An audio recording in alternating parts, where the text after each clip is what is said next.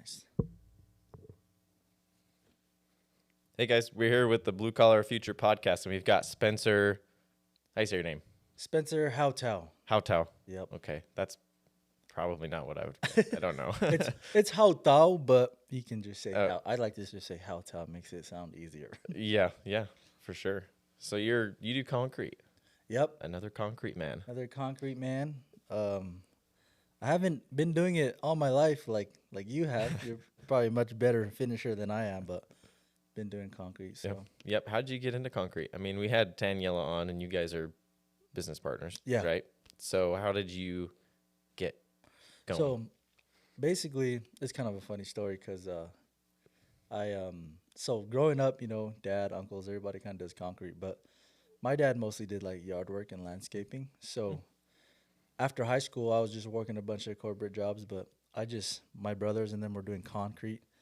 I just always thought construction was cool, but especially concrete. And I think it was just because they did it, I thought it was cool. So one day I was like, hey, take me to the job site. I want to learn concrete. So kind of weird, but that's how it all happened. Yeah.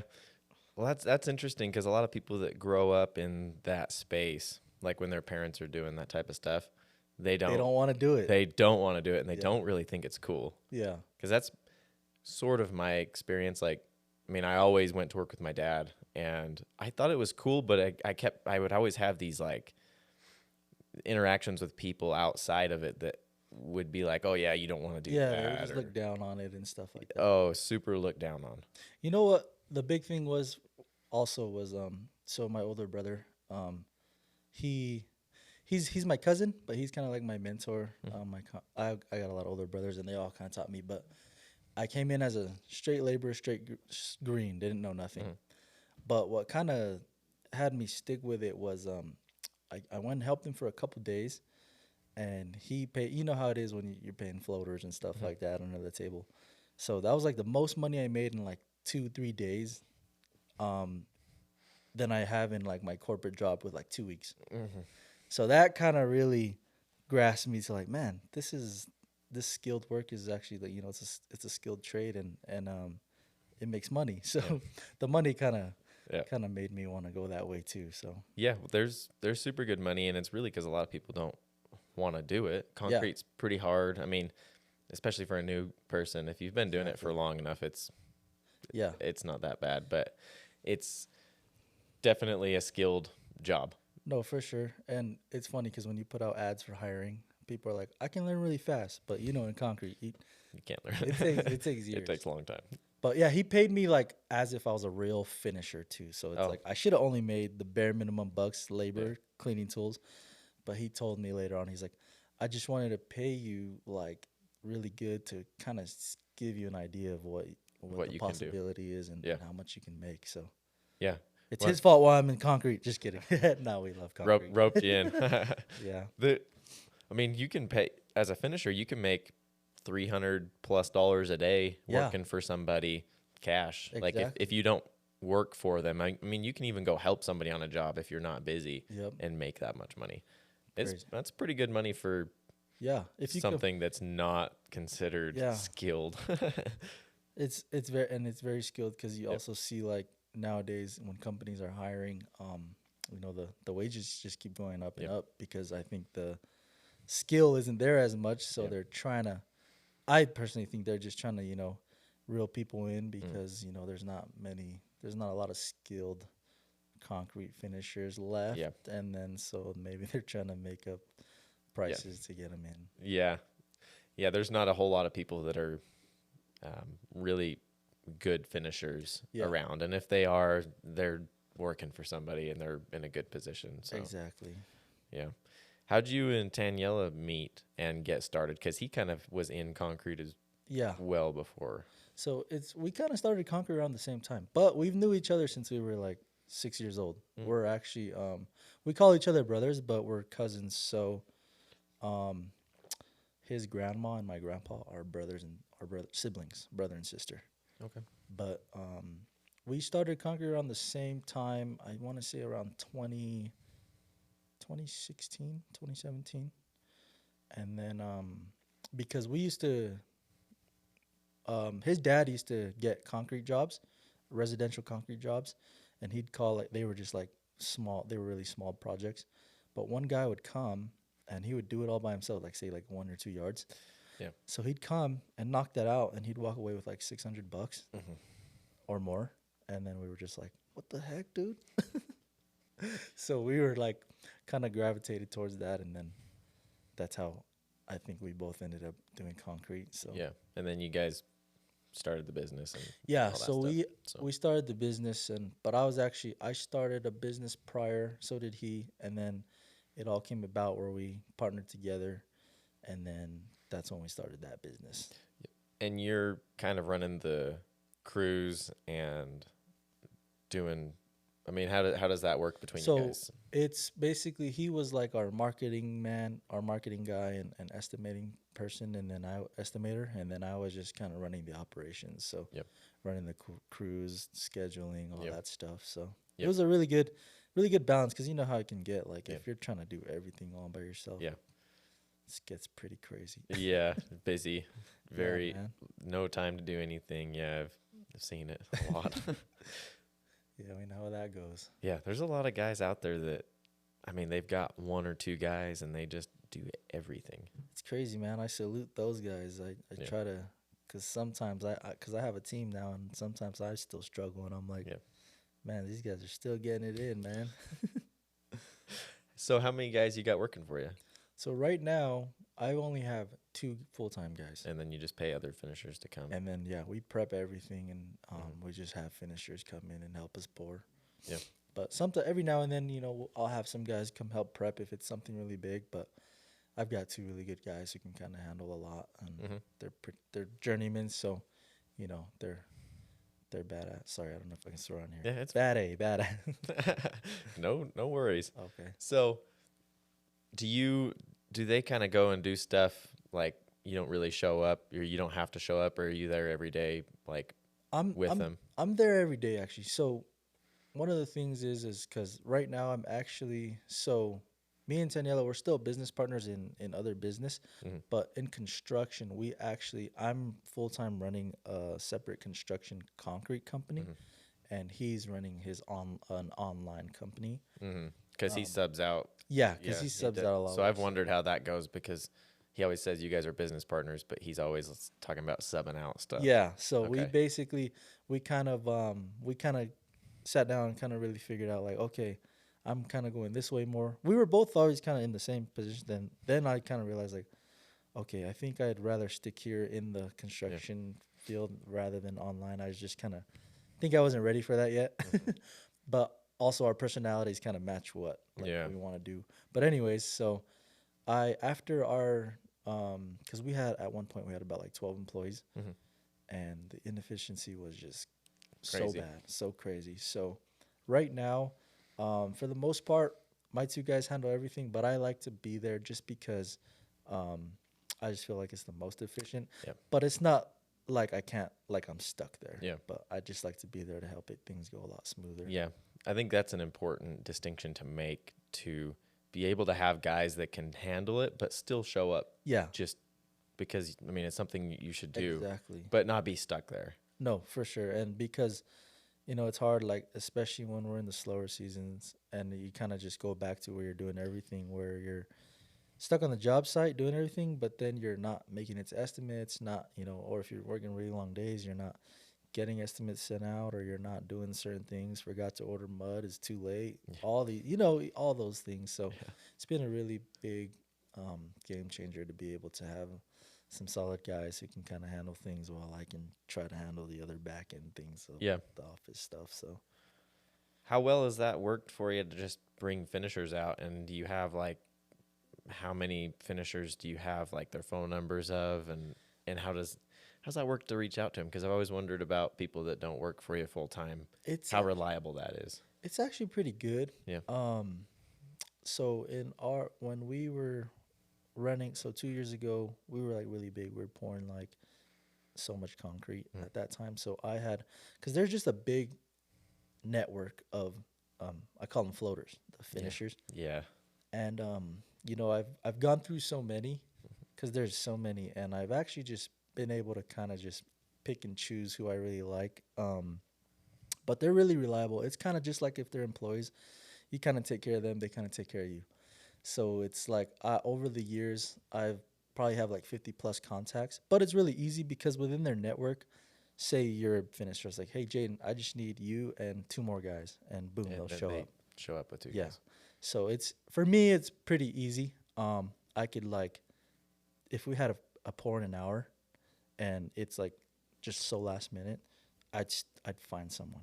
Like that's about how many contacts, and then just Find someone someone knowing someone, someone knowing someone. So yeah. Find someone that you trust though. yeah. Oh, a lot of times it's hard because the ones that I mainly trust within their circle, they're all relatively like the same quality finisher. Um, so a lot of times, sometimes you can find somebody, but they might not be like the the caliber that you might want. But if you're desperate and you don't have anybody, it's kind of like you get what you get. Yeah. But for the most part, yeah, I've got a good group of solid guys who Yep. are my main guys who usually come to all of my pours, and then Yep. if it goes farther than that, we try not to get there. But Do you pour every day, or do you have like, 3 days a week that you plan pours for, and just tell them, hey, plan on like a Monday, Wednesday, Friday every time, or like what? for the floaters, Yes. it's actually really last minute. I Just this last minute, you just reach out to them. yeah. So like Hmm. for instance, because just me and my two guys, we pretty much will pour anything like 10 Mhm. yards and under. Mm-hmm. But anything 10 plus, I let them know ahead of time, like just a couple days. So I always just try to reach out in advance, and luckily they're usually available. And sometimes, because like a lot of times they usually like us, Mhm. and So because they'll- they get busy, they be stacking up like 2-3 pours a day, and I'm like, man, you guys are making some good money. But I try to make it as like, okay, if I'm texting you to come to my pour and someone else is texting you to come to their pour, I'd hope you choose mine over them. Yeah. And usually, it's been that way. Just from some feedback, just tooting my own horn. A lot of them were like, "Yeah, we really like you, and you take care of us." So Yeah. try to build that relationship and keep it cool with them, so that way, in those situations, it Hmm. works out. I'm imagining a lot of these guys are Hispanic people. Yep, most of them. I'm Tongan, I'm Polynesian, but I've got a lot of them, but they're mostly all Hispanic. Yeah. Yeah. And you speak Spanish to them? I don't. I need to. Dude. Bro, that's gonna be the game changer once I learn how to speak Spanish. I'm Google Translate. Oh, jeez. You speak That's right. Spanish? A little bit. Oh, right. So a little bit, as in I've been doing it on my phone for, I don't even know, I have like Yeah. a 540-day streak or whatever, On but Duolingo? yeah, I know I've downloaded that like But- 5 times and failed it. and failed on it. That's all right. I failed like 3 or 4 times before I finally got going, and Yeah, I do at least something a day. The last few months have been not very that's good. good, man. Good for But- you. I need a. But the biggest thing is, though, you can learn all you want on there. Like, I think I've learned 5,000 plus words is Oh, what it's told nice. me. But that doesn't mean you can speak it still. Yeah, So you got to be practicing with them. You could probably learn better just by talking to them and having Yeah. them try to Oh, for walk you sure. through the conversations than on there. And there can be like a supplemental, learn how to use proper grammar. exactly. But the problem is they don't use proper grammar. That's what's hard. It's so like, how 'cause- do you speak to them then? yeah, it's like there's so many. Like they're like, it's easy, or they're like, just watch Yeah. all the Netflix you watch, just watch the Spanish speaking shows, Yeah. and just read the captions and listen. And I'm like, but it's so different when I hear you guys talk. Yeah, I know it's pretty rough, and then they all speak differently across. I mean, because there's so Like, many people here from different places, dialects and things like that. and they all talk differently. Yeah. And so there's a guy that drives around in a little, I guess not little. He's got basically like a Snap-on van that he turned into a food truck, and he drives around and has a Hispanic girl working with him, and they come and bring his foods. And last time he had a guy from Nicaragua, and I was talking to him, and he did not speak any English, and it was such a pain. Like, and he was going blah, blah, blah, blah, like the whole time, and It I'm talks like, so fast too. oh, and I'm like, bro, slow down. I Yeah. can't understand you. But like, I would understand just barely enough to be able to respond to him and say Yeah. something back, and then he would just keep going and like go off on it. I'm like, What's funny about that is I look like I'm Hispanic too. Yeah, so they So all just come up to automatically you. they're all just like start talking, speaking Spanish to Yeah. me, and then it's like when I tell them I don't speak Spanish, they look at me like, are you dumb? You don't speak Spanish? I'm like, no, I'm not. I'm I'm not not Hispanic. Hispanic. I'm not Hispanic. And I just laugh. I'm like, I need to learn Spanish. Yeah. From what I've heard, a lot of the Hispanic people are kind of racist, Oh, even really? against themselves. Yeah. It's I would say probably true because I mean, kind of like within my culture, it's kind of like I guess just a lot of hate within your own culture. Yeah. That's what I've heard. Because there's a guy that's works for one of the contractors we work for, and he's Hispanic, but he kind of looks Middle Eastern a little. Yeah, And when he tells people that he's Hispanic, because they'll come up to him and like not think he's Hispanic, and he'll start And- speaking to him in Spanish, and they're Yeah. like, "What?" And he's like, "I'm Hispanic, bro." yeah. Then they get all weird after that Because they were probably talking hella shit, and they yeah. didn't know that he understands the whole yeah. time. Well, and then they'll talk shit on like other Mexicans in the Oh, area, which is weird because, Yeah, well, I guess, and some of them maybe aren't even Mexicans; they're Guatemalans or from Nicaragua or like all these other places that. yeah. It's I don't know. I guess it's maybe just human nature. I think people just love to talk shit, right? Yeah. No, it surprises me, but they're all. That's my problem with Spanish is they all speak differently, Yeah, and like for the Nicaraguan guy, for example, he didn't pronounce any of his s's, so they were all like a oh, like a hush or like a yeah. and I mean, with the fact that he was talking fast and he was like mumbling through his words, and I was like, I cannot understand what you're Understand saying. nothing. You know, it's funny what that reminds me of when you bring up like the hate thing. Yeah. is, sometimes there's like I've had instances where I bring in these floaters where you get one guy from or another guy where they don't get along, Yeah. and I don't realize As you don't know. until after, Oh. and then it's like even there's like two groups that are used because they even have like I like to call them like their little unions. Yeah. Like so there's a group of these guys and there's a group of these guys, both great groups, but I guess for some reason they don't get along. And I didn't realize I had some from here and some from there because I like to handpick. Usually they like to like just go through one person and then they bring the guys. But I personally like to choose like my favorite like top guys who I like to pick. But sometimes the top 10 are all part of different groups and some don't care, but some do care. A lot of Yeah. them. But I would just think like, hey, I'm just here to work because I even had an instance where a guy left the job site and had just subbed himself out. He just said, hey, I'm sorry, I won't make it, but I'm sending this guy. Come to find out later, he was like, sorry, man, I came over there and I saw a few guys that I don't get along with, so I just left. And I was like, bro, I wanted you.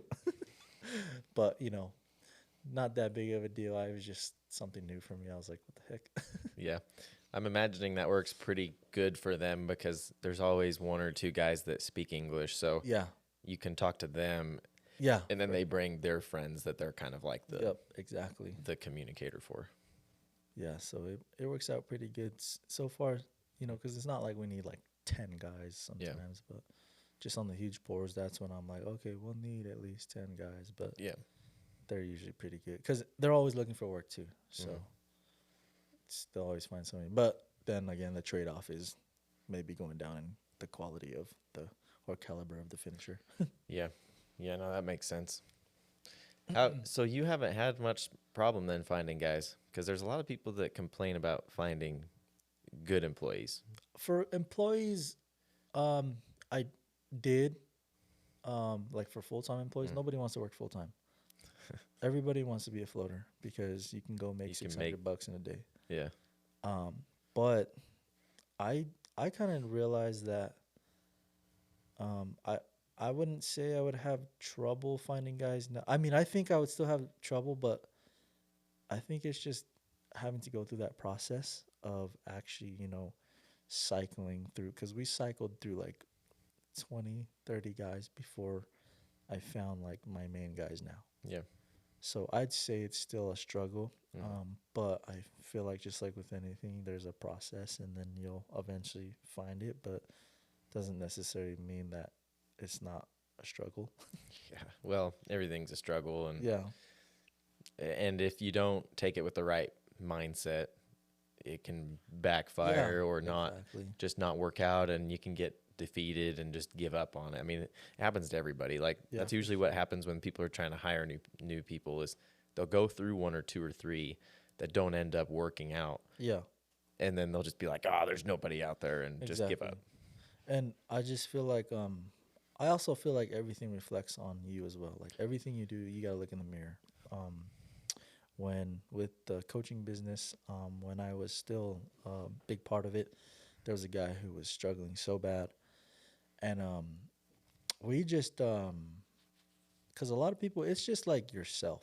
Like some people don't realize like a lot of the problems in your life and like with your content, you talk about a lot like how waking up early, taking care of your body, Yeah. all those things make the biggest difference. And he was just complaining how he can't find no good workers. And I just asked him, I was like, how are you as a boss? He's like, how are you as a leader? Like, how would you work for you? How are you on the job sites? And he was good. He was coachable, and he was like, you know what? I think I could be a lot better, a lot more positive. He's like, I'm always just grilling them on their Yeah. ass, and I was like, yeah, I know. I was like, I get it. Yeah.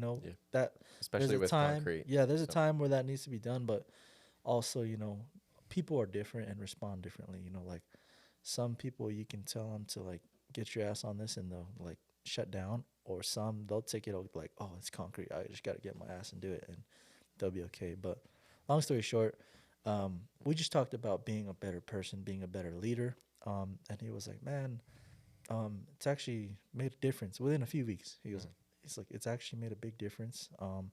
The culture at work is a lot better and things like that. And I was like, yeah, man, just start from there, and then just keep working your way up, getting around it. So yeah, I mean, if you think about what people want, and even like if you look at what you want, a lot of times people want money, yeah, but not at the expense of like their being, peace and yeah, and treated like being treated like yeah, crap, and um, maybe having crappy hours or like not yeah, having as much. Like people usually want specific things, for sure, and it all comes into play, and you really just need to be talking to them and see what they want, and get your culture to align with theirs, really. exactly. That's made a big difference with everything I do.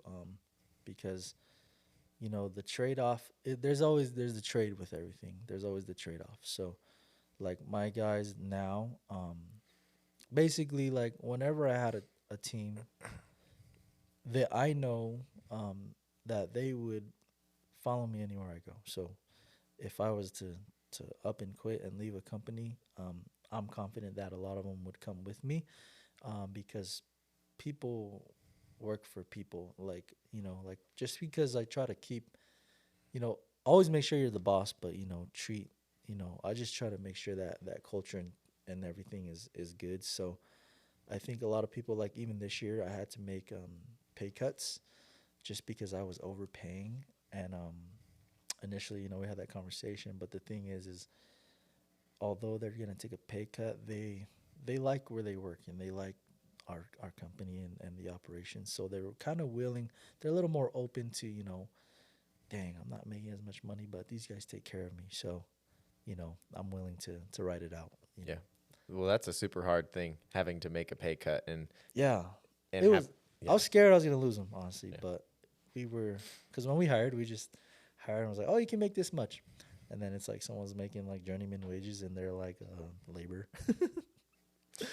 yeah. Bad mistake. Every too many mistakes, man, but lots of learning. So That's great good. That's experience. good. I mean, let's get into some mistakes. Yep. Basically, man, mistakes. Yeah. I think in our company with me and Daniela, Mhm. we practically, so what we did was within the span of like 2 years, 2 3 years, in the first year of business, we did $1 million in revenue. So just coming, that's a lot. That's Mm. huge for being a brand new business. Um, but going big, you go big, you have big problems, Yeah. right? Yeah. Yeah. And so we were just inexperienced, young, and then we were just our ego was boosted, and we're just like, we're gonna kill this. We're gonna, we're the next Big D, we're the next Jacobson. We're on that type of level, like trying to just kill it. But you can only go so, like, we were just going a little too fast, and that's where all the mistakes were happening with just. I always say every mistake that you can make, we made. um, I'm always embarrassed and ashamed, but I look back and I just it's so much learning. Mhm. But we just from estimating, just a lot of things wrong in estimating, um, and then sometimes just not realizing, and then even with hiring, and then even with just like so many things, just inefficiencies like we talked about earlier. It's like, okay, we've got guys working 60 hours a week, but the production is like nothing. It's like, how does that work? So it's like we're just so much money's coming out, and it's like um, we're not even making money. We're just kind of getting deeper and deeper and deeper to a point where it's like, damn, what do I do? Mm-hmm. But like right now in the process, so that's kind of why I'm doing. We kind of have new businesses, so we actually are in the process of closing that business down, and that was one of the most hardest things was you build something up and everybody we were kind of those guys at the time. Like we were like the big concrete guys and people were like I felt like a celebrity because people were treating me like I was a celebrity at one point, and it felt good. It was Yeah. cool, but inside I was like, man, only if they knew that it's like this thing is like freaking not what it seems like. Um, but anyways, now we're in the process of kind of taking care of all of that, and basically just had to close some things down and finish out some projects and things like that. But the thing is with us is we never gave up, and we made sure we took care of everything that needed to be taken care of instead of just running away. So Yeah. that's the highlight of it all. Is like some people they could just run away, and there's nothing wrong with it. Just maybe just be like, okay, I'm gonna keep this here and run away. Yeah. I mean, it's hard to think about because any big company has been around a long time, Yeah, and anything that is built with haste leaves with haste. exactly. And everybody wants to build this big company, and Instagram is telling us that, oh yeah, you Yeah, can go from, zero to $10 million. You just got to exactly. work harder. They don't tell you how much harder it is and how Yeah. many mistakes can be made and how easily one mistake can just sink the It'll entire. sink in exactly. And ours was just a chain reaction of so many mistakes, and it was just sinking and sinking. But we luckily we weren't like too bad. I know some folks they were like 80 million deep, and Jeez. like how do you get out of that? Yeah. Even like that's crazy. But yeah, no, it was definitely a learning experience, and I'm actually so grateful for it. Like I always talk about it. Like I'm always really open about everything that happened because I don't want people to think I'm trying to fake something. Yeah. But and I also want to tell people because I think a lot of people are ashamed to really talk about the mistakes, and things like that. But with Tendale and I, we're really open about it, and because we just want to make sure people don't make the same mistakes, Yeah. and just be real, just be 100. Yeah. I mean, Instagram, it's so easy to get on there and act and see that there haven't been any mistakes, or like Yeah, have the assumption that exactly, some company has never made a mistake and they're so big, and exactly. then they get discouraged because they're going through something and they don't realize that this other company's going through the same thing, Yeah, but they're just not talking about it. exactly. And because social media, you see all the good, right? You don't like there's the bad, but all you always see is the good. Um, and then it's funny because whenever there is the bad, that's when you get the most traffic on your content. Like Yeah. it's like people will never really applaud you or congratulate you, but as soon as there's something to pick on you about, everyone's trolling. So Oh my gosh, it's the worst with concrete content. I've been man, posting a bunch lately, and I've been seeing the comment centers. I oh my laugh, man. gosh, It's so people are crazy, bro. so stubborn in the way that they do things. It's crazy. It's insane. It's like looking like through like a microscope. Like I don't know what the saying is, but it's like people only see things from like one side. Like Yeah. there's one video where it's like everybody's like your stakes are on the wrong side because they assumed I was pouring against the house. Yeah. Oh my heck. Like then it's like no, bro. It's like if you're more open minded, we're pouring on the other side of the form where the stake's supposed to be. Gosh. Yeah, people see one little thing and they see it's especially bad since I've been taking so many POV things Yeah, where so you're basically seeing right in front of me and so they don't see like Like everything everything else else. going around. And you know, they're talking about, oh, you don't have bar in that, or you don't do this, Yeah. or you don't do that, or that looks like garbage. You don't see the final product. You don't see Yep, like exactly. in person how it looks, because but there's nothing wrong with Exactly. it. Like you don't see, oh yeah, this is for a general contractor. First of all, rebar isn't really necessary. Second of all, they don't want to put it in. Exactly. And they're like, only hacks do this, only hacks do that. Like It's so it's funny. it is ridiculous. It's annoying. It used to really get to me. Like every Yeah. now and then, it'll get to me. But I would just kill him with kindness, man. Just kind of make him feel dumb with like some kind joke or something. Yeah. No, somebody the other day commented and they were just like, he was like, bro, this is not how it's done. And I was like, okay, have a good day. Yep. And then he's like, or I think I said interesting take, have a Yeah. good day or something like that. And then he was like, yeah, sorry, I do this for a job, not a post. And I was like, what do you think I'm only doing this to make a post about it? But you wonder why people don't post content Yeah. because Because of of that that. reason. All the Exactly. trolling. Yeah. You know, it's like that. Even me, it took a while for me to get out of my comfort zone to do it because, like, there's just so much negativity and so much hate. But like, I don't think that's what people realize. Because I was the same. It's like I used to be in the mindset of like everything I see, I'm kind of nitpicking about it. Yeah. So it never made me want to do something. Yeah. So it's like, hell no, I don't want to do that. Everybody Yeah. can talk shit. Yeah.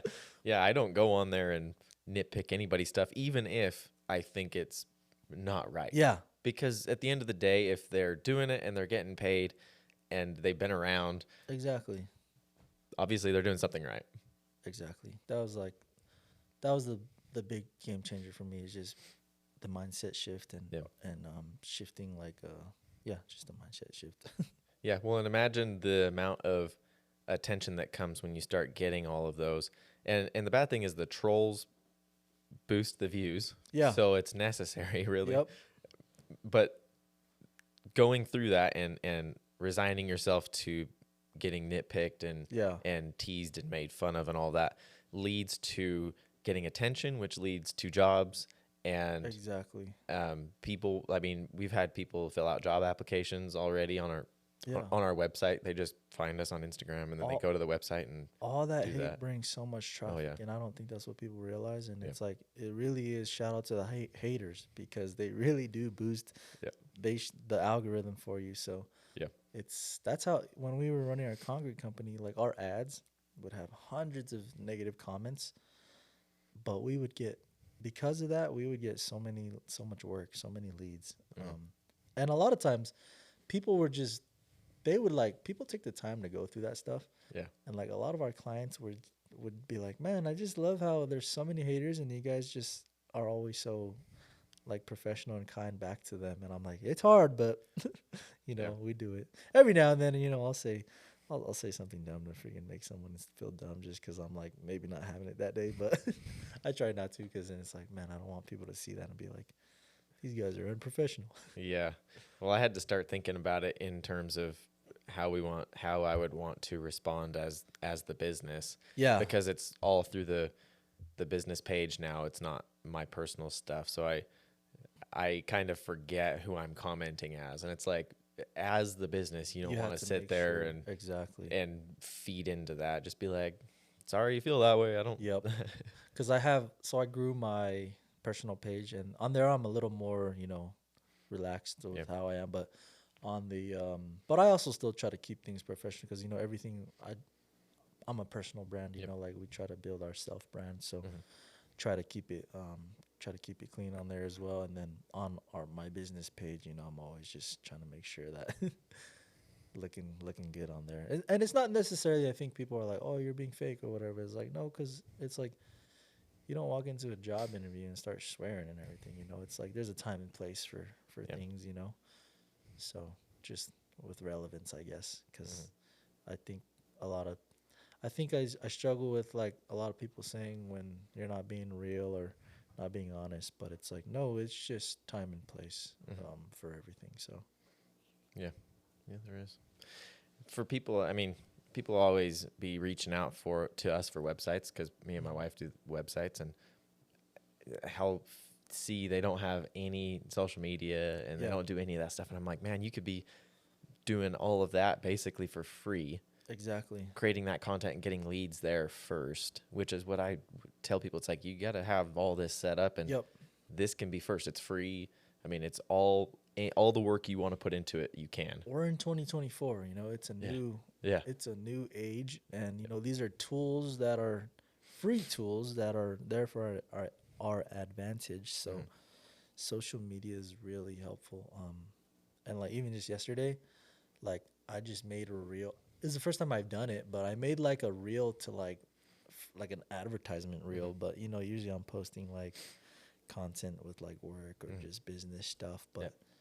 social media is crazy. That was like pretty much me and Taniela's thing was like social media, and he got a huge following because you know people will gravitate more towards someone they relate to. Yeah. So like overseas in like New Zealand and Australia, you know, there's so many Polynesians there. Yeah. Almost half or more of the followings was coming from there Really. on like TikTok and stuff. Oh.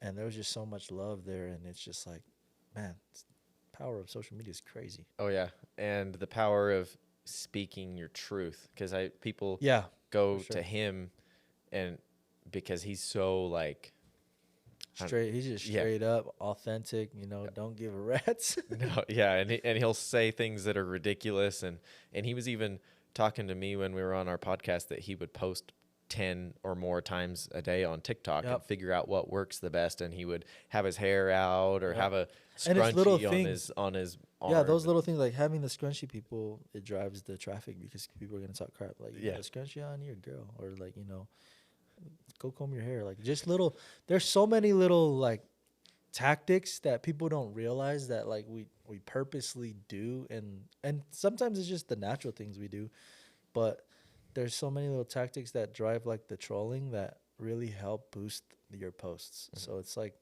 the dumbest things. So it's like I could sit here and maybe like just put this like tie it some weird way or tuck it in and for Yeah. the whole podcast, and everybody will just comment like that guy's not gonna fix his strings. Yeah, like put it up over your headphone or something, and be It's like, like- why is his thing messed up? Like everybody will just focus on something wrong, but Yeah.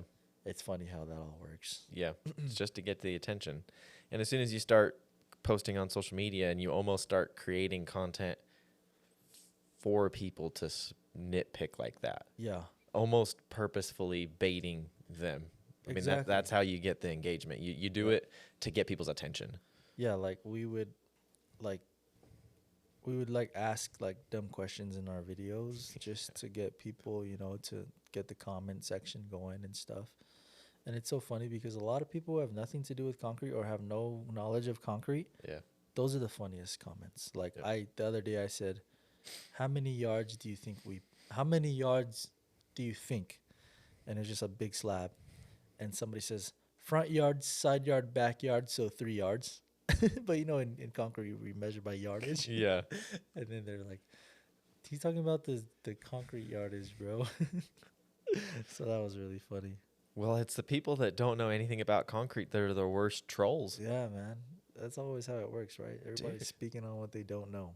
Dude, they get out there and they're like saying ridiculous stuff that they have no idea what's going on, because Yeah. they saw some video that was like, oh, this is essential for concrete, or Yep. if this isn't like this, you know, the people doing it are terrible, or like they'll just get some weird idea from somewhere Yeah. I on think social media. the thing I just forgot what I was gonna say, but it's just like shoot, I lost my train of thought. I forgot what I was gonna say. So yeah, with the social media, I think that's the hard part is you gotta go through you have to be able to one post your content Yeah. and two take all the trolling. Yeah. Because without it, you know, that's really what helps you. So Yep. for those of you trying to make your Yep. social media you know, go up, it's gonna take a while, but you want the haters. Yeah. That's your biggest the haters are the biggest ones to really boost that for you. So that's really helped us a lot. So That's for me and the social media, I have been creating content for 2 years or more Yeah. probably, and really not a ton of success. And I Yeah. haven't been creating content that specifically. It's just been create it and put it out there. Yep. And I've seen a lot of success lately, but people don't realize that I've gone through all of these things of figuring out what I like to post, how I like to produce the content, Yeah. and all of that to make it to a post and then get views, because people will Exactly. like to create content a certain way, but that doesn't mean that it's going to Yeah. go well online. And it's also along with that, it comes back to the consistency too, because Yeah. like one thing is like you'll spend hours on like the coolest post you thought is so cool, Yeah. and then you don't get no views, no Yeah. likes, um and like people always say, because in the content game, you are worried about likes and views just for the algorithm purposes, not like I care for the attention, but if you're trying to really get your page out there, that those are really important. So and it just takes work. It's like you said, 2 years, and I Yeah. think just now you're really gaining the success of Yep. of all that. So Yeah.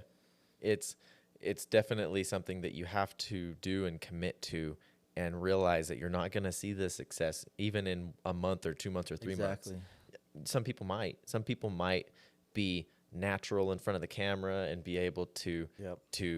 talk in a certain way and speak the truth and Yeah. be inflammatory so that the trolls come out. Some people Yep. can do that, but a lot of people it takes time. Yep. And a lot of people are camera shy, or they're not Yeah. like, I mean, it just takes time to figure out how you can It definitely get in does. front of it. Because at one point I was posting so much content, but it started just kind of getting away from like.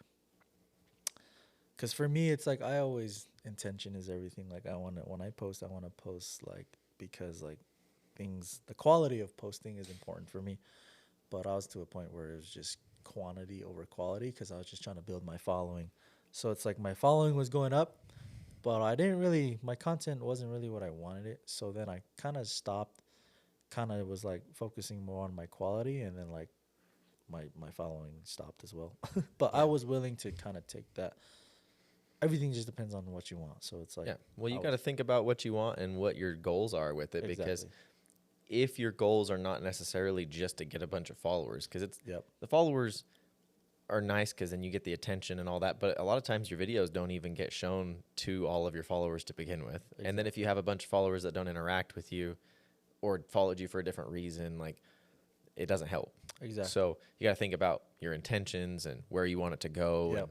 And are you reaching your clients or your Exactly. ideal followers with your content? Because that was like with my content on my business page. Yeah. I was reaching like I have all of the concrete like workers, but I don't necessarily have like homeowners and people who are buying my service. So it's like can have like 5,000 followers, but only like 1,000 of them or less are actually like gonna be paying clients. The rest are just people, just concrete guys who like to follow the content. So trying to transition my media into because for me I just want to go consistency, get a lot of followers, gain a little bit of clout, and then now I'm kind of transitioning it to really show the projects, so that way because I've got buddies who are like, man, they don't even advertise no more. Their social media is strictly their advertisements. So that it's really crazy that they can just stay booked out just through their social media posts. So that's another point to talk about then. I know you guys got a ton of work from leads, uh, and I've heard Taniela say a little bit about how he doesn't like working for contractors. yeah, So working for contractors is really where you get the consistent yeah, work and stay booked out, because if you're completely relying on homeowners, then you are completely relying Yep. on marketing and Exactly. completely relying on advertising and getting leads that way. So how booked are you, or how many contractors do you have So that way now? what's funny is I'm actually kind of like I do like working with contractors, especially like in Utah was when you're in the wintertime, residential clients are not doing concrete. No, they're not. So it's like, how are you staying busy in the winter? And usually it's through like other contractors, home builders, Mhm. the city or government or whatever it may be. So I would say,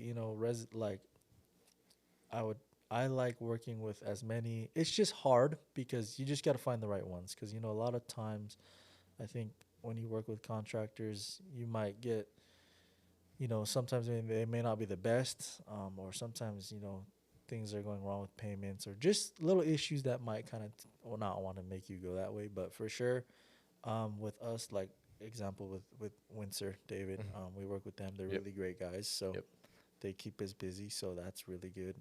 There's a couple others that we work with that keep us busy, but we're still mainly residential. But I think it's good to have those consistent, like those people building Yep. constantly to have in your pocket to Yep. keep you moving forward. So Yep. I mean, it's interesting just hearing some of that stuff because we're almost all residential home builders, yeah, and we have a couple contractors that do some commercial stuff, but we really don't get into homeowner stuff because yeah, it's just, I mean, we're so busy with the contractor stuff that it's yep, like you and can't even take that stuff on, and it's a yeah, lot of times it's not worth it either. yeah, If and I think it's preference because yeah, like some people like what I don't like what people do is when people shit on other people's like yeah, ideas because what works for you works for you. You don't have to do like you don't have to force yourself to do this because this guru said this or this guru said this. Like I'm really about finding what works for you yeah, and just hitting that hard because for us like residential was our big thing. hmm And it worked really well. But we were really good at marketing, and then like now I'm more working more so because we're transitioning into the commercial game more so. So everything we're doing now is we still do a lot of residential just because of the transition, but we're trying to just do a lot of commercial work that it's for us. That's just what we prefer as well. So it's not like anything is good or bad because like a lot of times like people would look at us like, oh, you're just residential, you're not like successful. And then like when I do a commercial job, they're like, oh man, you're doing good job, yeah, you're successful. But yeah, it's like nah, there's people doing millions in residential and people doing millions in commercial. yeah. It's just picking what you want and what works best for you. I mean, it's a lot of what to do with, yeah, like what works for you, and if you're working for residential like home builders, some of them don't pay very well. If Yep. they've got a bunch of houses, they usually don't pay as good, but they have a bunch of work. Yeah, it's just the So volume, right? yeah, and you make money based on volume, which we Yep. have one of those, and then we have a few kind Yeah. of custom home builders, so they pay a little more, Yep. and then we've got commercial contractors that we do some bigger floors for and Yep. pours for, and you make more money there, but it's also more risk, Exactly. and there's more to lose if something goes wrong. And then like with payouts like Yeah. net 30, 60 or whatever that is. That's kind of been our struggle starting out was we got into commercial really early, but we had to front all that money with no capital. hmm And so we learned early on that it's like, oh shoot, this is just eating up all our money. Yeah. And then it's like we're not getting paid for so long. Yeah. So yeah, back it's really just what works for you. Because every operation is different. Yep. Some people are starting with 3,000 in the bank account or 30,000 in the bank account Yeah. or 300. Some people have all the equipment, some people don't. Yeah. So it's like you're trying to do. It's like I'm trying to wear your shoes and you're like a size 12 and I'm a size 9. It's like wear your own shoes and Yeah. figure it out. Yeah. I mean, everybody's different. Everybody's got different personalities, different experiences. So they've Exactly. got different, skill levels or skill sets. I mean, it's Yeah. all sorts of. I mean, David, for example, I had him on the podcast a few weeks ago. Yeah. He came from commercial, and that's his skill set, but he adapted his skill set to Yeah. a high end Like a residential. luxury custom residential builder. Yep, and that's a good example of someone who's kind of going into a different skill set and using Yeah. their skill set in this other way, but it's still a different learning curve there No, because for sure. you're still doing different projects. He's using all of the systems and processes that he got in Yeah. commercial, which is good because there's hardly any in residential stuff, Exactly. but he's using it in that aspect, so it's working out for him, and you just really got to figure out what works for you. Exactly. Because that's what I think a lot of people struggle with is, and I'm so big on that is like figuring out what works for you. Because I've seen so many guys like trying to just and it's okay to copy, but Yeah. sometimes it's like you can't copy this person who has this experience or these certain skills or abilities or assets, because then it's like he can do that because he or she can do that because they have those things, whereas if you have nothing, it may not work out as well. So that's what I try to tell a lot of people is just like just going back to figuring out what works for you, and just going from there. Because one thing, we were subbing out a lot of work, Mhm. and it was so funny because it's like one crew had all the manpower but no equipment. One guy was a one man band, had all the equipment but no manpower. And then it's like the other guys, they just had no work. So it's like, it's so funny because it's like everybody, there's something in their operation that's kind of like the bottleneck, but it's just trying to get around that. So it was so funny. It was like, okay, it's so funny. Like, we'll stick this crew here because we know they can handle this with their manpower, Yep. or we'll stick this crew here because they have the equipment necessary to do it. Yep. And these guys are just free all the time. So any last minute work, we can shoot to them because they never have work. So Yeah. it's just everybody has something. Yeah. Yeah. And then it's just the whole business game is working on that Yep. and strengthening that weakness to Exactly. grow. So, I think one of the biggest weaknesses though is just in the residential game is the marketing and staying busy. Everyone knows how to do the work. Like mhm. you put anybody on a job site, they can work. I mean, for the most part. Yeah. Um, but people just can't find the work. So that was always the most common thing is with everybody is, and that's what kind of separate us. Like we were at one point, we had all the work, but we weren't equipped to fulfill all that work, manpower wise or equipment wise. So Yeah. we had the opposite problem, which is a Yeah. good problem, but Yeah. not when it's like starting to pack up so much and then you're not getting stuff done. Yeah. I mean, it's always a better problem to have to turn away work than it is to Yeah, definitely. have to be looking for it. But that creates an interesting problem too, because if you're turning away a bunch of work and you're always busy, but then all of a sudden someday the work stops coming, Yep. what are you gonna do then? So Exactly. there's a lot of people in that scenario. I mean, by that point, you should have a good network of people that you can Yeah. go to keep busy. But um, And that's like with us, we kind of expanded. We've always just done strictly flat work, but we're expanding more into doing, footings and foundations because, in wintertime you can do those do a things. lot of those. So yeah, there's foundation guys on top of a wall in a snowstorm, exactly, man. pouring in a snowstorm, and I'm like, God, you're crazy. So yeah, just trying to, cause like a lot of times the options is to like relocate down south where it's Yeah. warm, but it's like that's like a whole nother story. So Yeah, that doesn't work too well if you 'cause have their employees. costs, yeah, and their So, costs are a lot different. Yeah. So You never, you're spending more money you're spending money to work. yeah, you're spending money, and your employees are away from home, especially if they've got families. And For sure. you also, concrete is different from every plant Exactly. across everywhere. It's always different. It's even different from in the same company to different plants across their company. Yep. And so how are you supposed to know how it's going to set up, how it's going to look like? There's so many different variables that can happen. And that's what I love. I think that's one thing I love about the concrete game because there's nothing like it.